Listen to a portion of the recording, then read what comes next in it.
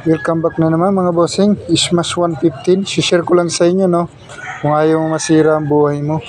Babala po sa mga mga riders dyan na pabaya sa kanilang motor, no. Ito mga boss, napakahalaga po nito. Yan, nakikita nyo yan, di ba? Sirang-sira po. Bakit?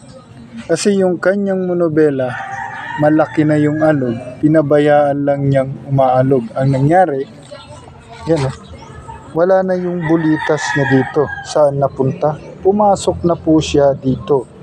At dahil matagal nang hindi niya pinapapalitan, yung mga bulitas, yan, hindi nga mahugot Nandyan po yung bulitas sa gitna. Ngayon, ang nangyayari, kinakaskas to sa bawat ikot mo ng monobela. Paalala lang, kung may problema na po yung ating monobela, dyan po nagsisimula lahat ng control natin, pag-balance natin sa motor para hindi tayo maaksidente. At kung hahayaan po natin na sumiksik yung bulitas dyan, delikado po yon. Unang-una, makipot po ang dinadaanan natin sa Kamaynilan pag matraffic po. Ayan. Pero pag bigla na lang po maglalak yan, delikado po yan.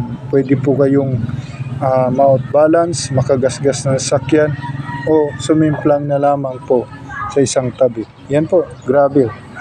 Sirang-sira na po yung kanyang tipos, no?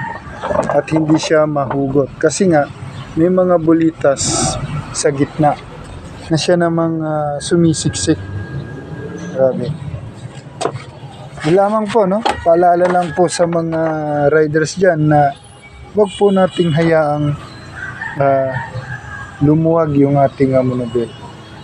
Yun lang po. Paalala. Bye-bye.